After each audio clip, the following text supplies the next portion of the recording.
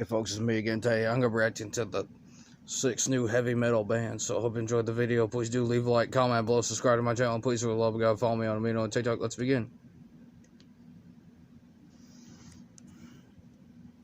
You've heard the dirge in 50 fucking languages now, I'm sure. Rock is dead on Blathermouth, Slathermouth, all the usual soy-suffused offenders. hipsters. Hell, it's even in Rolling Stone, so as long as it's not anything trivial like a gang rape accusation, it's gotta be true. Hell, you hear it so much, you have to ask yourself, who exactly it benefits? Look, folks, when the fucking Darkness are writing a song about rock and roll kicking the bucket, bank on it being bullshit.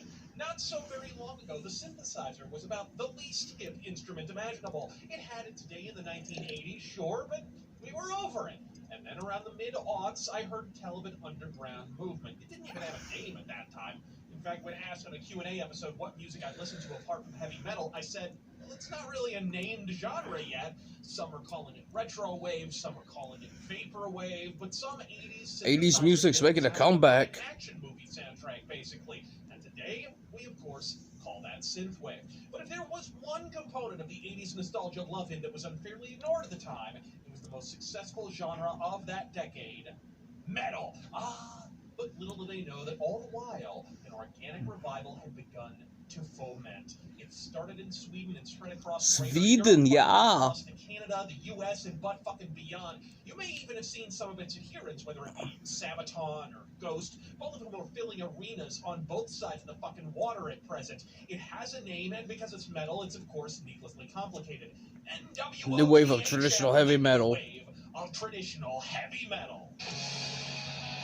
Let's see what the rookies got. I am in the process of getting a heavy metal gauntlet. In the near future, yes. Oh, fuck yeah. Bullet! If you love some AC/DC with Judas Priest and Accept, Bullet is your band. Well, the Scandinavian cyclone that is NWOTHM touched down in the late 90s, I wouldn't say it was a scene until they got company. The most unique and crushingly catchy of these was an ugly-ass band, Bullet, fusing the hard rock inclinations of AC/DC with the sheer velocity of speed metal maestros Accept, and of course a generous allotment of Judas fucking Priest. Few adherents of the nascent NWOTHM scene sound anything the fuck like Bullet.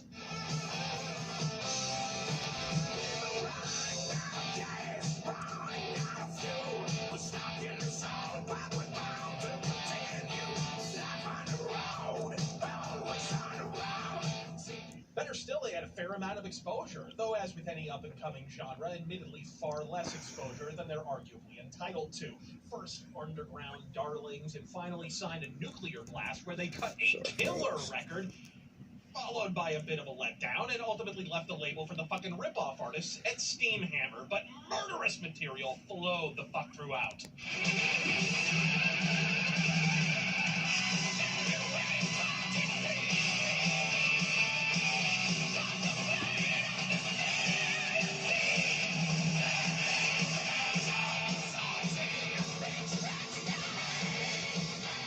Sure, they got a cheese factor of fucking pie, but with badass baller Hellhofer shrieking a metallic dirge Udo style, and twin guitars shredding their merry way in heavy-ass harmonic tandem. If you got a kick out of my Accept mythos and like more than a little AC/DC on the side, your new favorite band is Bullet. Next.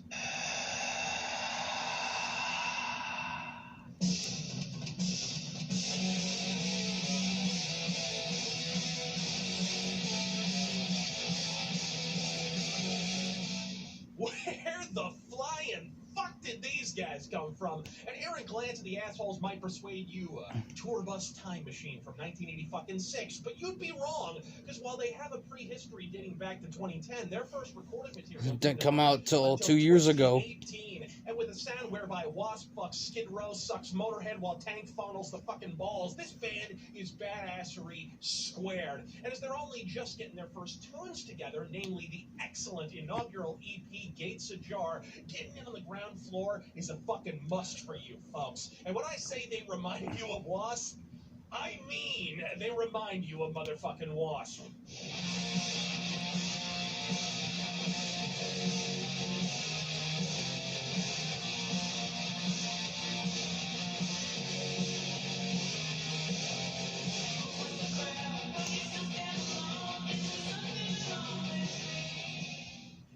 familiar for a fact, but it ain't outright quotation either. The Chris Holmes guitar tone and Shaggy Lawless look are certainly familiar, but everything else is all severe. They're the lone Canadian offering on the list on account of Canada just can't seem to get the Swedish metal formula fucking right.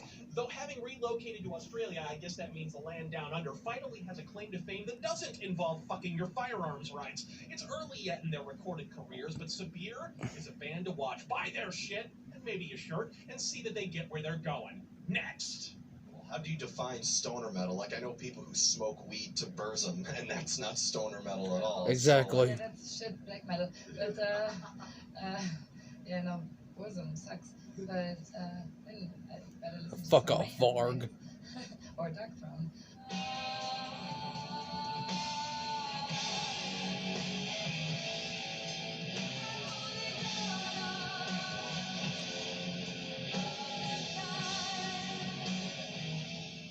I've noticed as metalcore and other shit sack subgenres go the way of the media that made them, a fairly obvious formula has begun to emerge. Find fairly mediocre band, pair with pretty girl with a set of knockers that owe more to Goodyear than God, preferably of the purple-haired variety, and send them out to play shit music someone else wrote. It's even ubiquitous on traditional metal labels with an otherwise listable lineup of bands, and I'm about half-past fucking over it, my friends. Oh, and can we slather it in about 18 more coats of fake-ass feminism, folks? I need a reliable impetus to vomit on command. Not so with Lucifer, an offshoot of the excellent band The Oath, who made waves with their standout self-titled effort in 2014. You knew that shit wouldn't last when there were two broads on the fucking cover, and it didn't. Guitarist Linnea Olsen fucked off to a goth rock goat fuck by the name of Grave Pleasures, while vocalist Johanna Sidonis hooked up with a guitarist from Cathedral, I believe, and paid homage to 70s sludge with Lucifer. I admit, Lucifer took a while to grow on me, and I still don't like it as much as The Oath, but after shameless Sabbath worship on the opening single, and by worship I mean theft,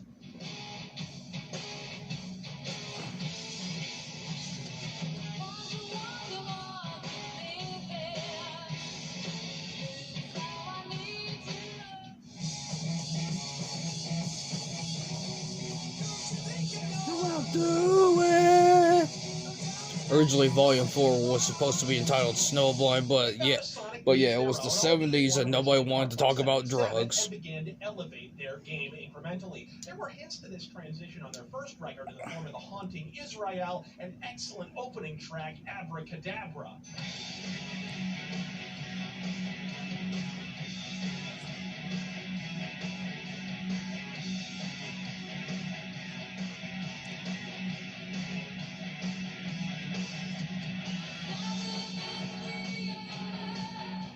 But on Lucifer 2, they truly found their voice, all but shelving the Sabbathy strains of their first record for a more organic 70s garage metal sound that sets them apart in a scene with an awful lot of female-fronted Black Sabbath cover bands. If you're one for the first wave of heavy metal rather than the second, spawned in the 80s, Lucifer is worthy of your worship.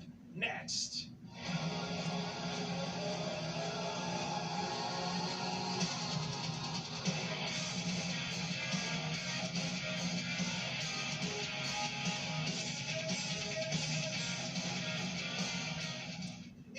Anything for the rise of synthwaves to its current car commercial demise, it's that any old asshole can string together a bunch of bands that sound the same and call it a zeitgeist. For a scene to stick around, they need variety. Myriad musical projects all pulling in disparate directions, occasionally brushing up against each other long enough to fill out a summer festival or 50. So while Eclipse certainly have the makings of a metal titan of the classic Maiden Cumpristian mold, it's where they diverge from the pack that gives this superb Swedish band its identity. A potent metallic melding of mid-80s Aussie riffcraft with addictive-ass AOR vocals and melodies, all with a slight neoclassical veneer in the vein of Yngwie Malmsteen's, well, Eclipse album. The band Eclipse may well be the catchiest thing you've heard in a fucking minute.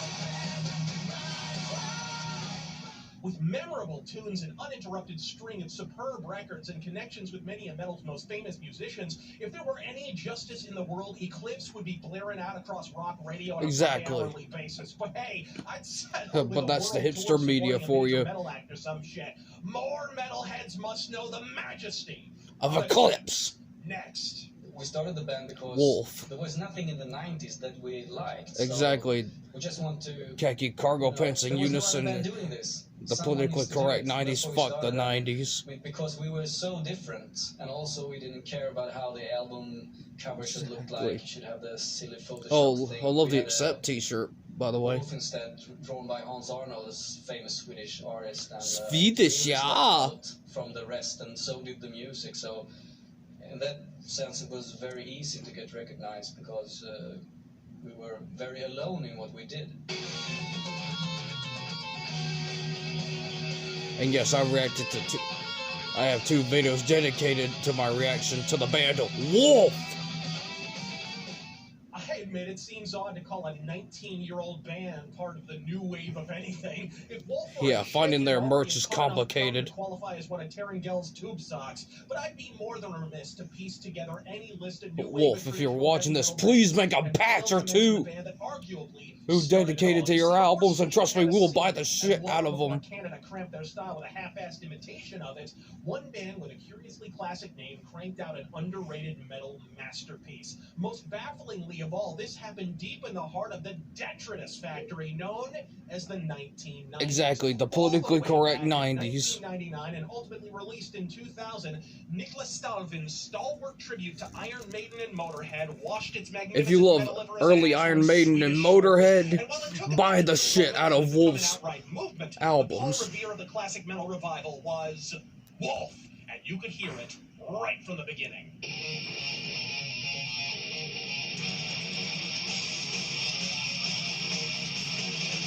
I just found out I'm the chosen one. It really can't be stressed enough how profoundly fucking uncool it was to play this kind Exactly, of the metal in forget- the year 2000. Wolf were light Yeah, years the ahead whole- of the kick-ass curve, and while they've courted praise from all strata of the rock and metal press since, I'd be lying if I said they... You gotta remember, it was the 90s and no fun was allowed. And you can fucking quote me on that. I'm unsure where the band sit at present. It's been half a goddamn decade. And they're cranking out a new album this year. Solid release that lapsed occasionally into uninspired. That's what I heard, just wait and see what happens. Whose discography is an audio assault of unceasing Buy their albums. Trust me, you will love the shit out of them. possible order. After years of touring, maybe the band just needed a breather. But Exactly. the world wants more Wolf, and the scene itself wouldn't have a pop. Oh, to new piss in album. without 'em. Next.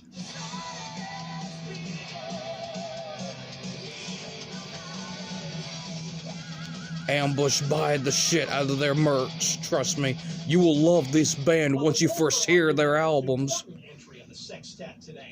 If you love Dokken, buy the shit out of Ambush. I understand the greatest days for this promising scene are yet to come, and for my money, the most impressive prospects on the horizon are a surprise Swedish import. Sweden, yeah. Home of PewDiePie, home of Bathory. Thunderous percussion of Razor, with just a dash of Dokken. Indeed, in a musical sense, Ambush Like I said, buy the shit out of their merch. Also, excellent countryman Enforcer, who I highly recommend and regret. Exactly, buy tremendously Enforcer's not to merch as mention well. this, but I digress. It's in their more melodic refrains that the true character of Ambush twists. See, that's the media. They hire any shitty band that sounds like crap and put them on YouTube, but the very underrated, talented ones who actually play music like they're worth the crap rarely get mentioned. It's like the Deadbeat Family rarely mentioned the goth child in the household. Awful vocals, sometimes pitchy a la Unleash the Archers and Savage Master, other times merely fucking forgettable like the serviceable singing in, say, Cauldron. I don't always hate it, but there's rarely ever a wow factor. Fucking A if Ambush don't blow that bullshit clean apart.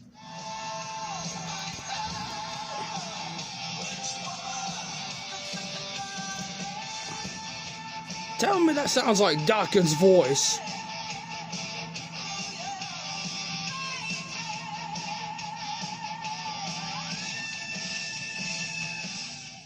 Bush are, in short, the shit. And if the Hellbiter single is anything to go by, I can't wait for the next fucking full length. Bear in mind, they're perched atop 2 excellent albums already. Buy them. That's exactly 2 more than fucking Stryker. I said it. The Rock is Dead dipshits are in for a rude Exactly. awakening. They haven't had their Wilson posers, move the fuck over. Classic Metal's making a comeback.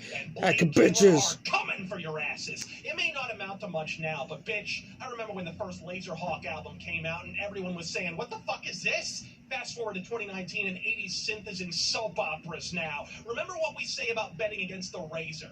Don't Do it. Until we pass once more. Anyway, hope you enjoyed the video. Leave a like and comment below. Subscribe to my channel. Please, for the love of God, follow me on TikTok. And yes, I do highly recommend you buy the shit out of these bands, merch, and albums. Go and check them out, and I'll see you next video. Classic Metal's making a comeback, bitches. What? Sorry, that was my mom.